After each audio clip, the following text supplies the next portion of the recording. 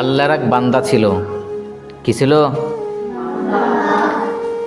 যে বান্দা সমস্ত সুন্নতে মুআক্কাদা, 5 ওয়াক্ত ফরজ নামাজ, তাহাজ্জুদ, ইশরাক, চাশত, আউয়াবিন সব নামাজ পড়তো।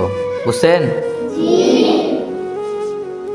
তো এই বান্দা একদিন হঠাৎ নামাজে দাঁড়ালো।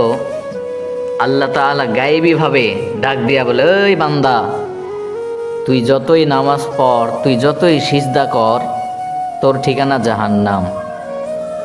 কোথায়? এই কথা শোনা মাত্রই বান্দা বলে উঠল, আলহামদুলিল্লাহ। কেমন কাজ এটা?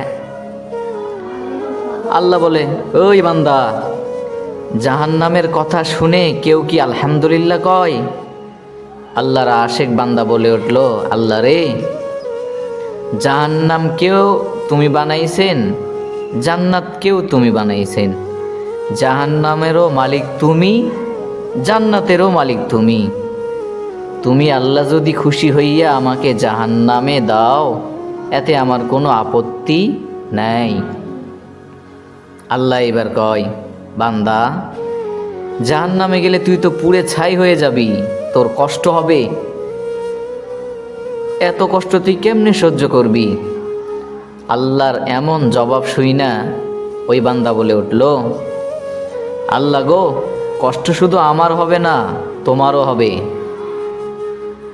আল্লাহ বলে, তুই পূর্বী জাহান্নামে, আমার কষ্ট হবে কেমনে? বান্দা বলে, আল্লাহ, কোলের সন্তান যদি পানিতে পড়ে যায়, তাহলে দুনিয়ার কোনো মা যেমন দূরে দাঁড়িয়ে থাকতে পারে না, দৌড়ে গিয়ে বাচ্চাকে কোলে নেয়, আমার বিশ্বাস ওই মায়ের চেয়ে কোটি কোটি গুণ দয়া তোমার বেশি। আমাকে জাহান্নামে দিলে তুমি আল্লাহও শান্তি পাবে না। আল্লাহ বলে, বান্দা, তুই এই দলিল পাইলি কোথায় রে?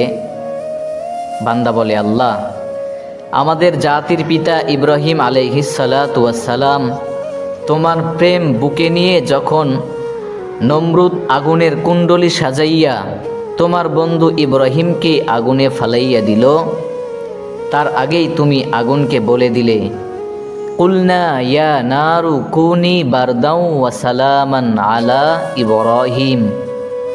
হে আগুন, আমার বন্ধু ইব্রাহিমের জন্য তুমি বারদাউ ওয়া সালামা, ঠান্ডা এবং শান্তিদায়ক হয়ে যাও। ওইটা পড়েই আমি বুঝেছি, আল্লাহ, আপনার আশেক বান্দা যদি কোনো কারণে জাহান্নামে যায়, আপনি সইতে পারবেন না, আপনিও কষ্ট পান। আল্লাহ কয়, বান্দারে, তাহলে ফাইনাল একটা কথা শোন, কোনো বান্দা যদি আমার প্রেমের ভক্তি নিয়ে জাহান্নামেও যায়, ওই জাহান্নামকেও আমি তার জন্য জান্নাত বানায় দিই। সুবহানাল্লাহ।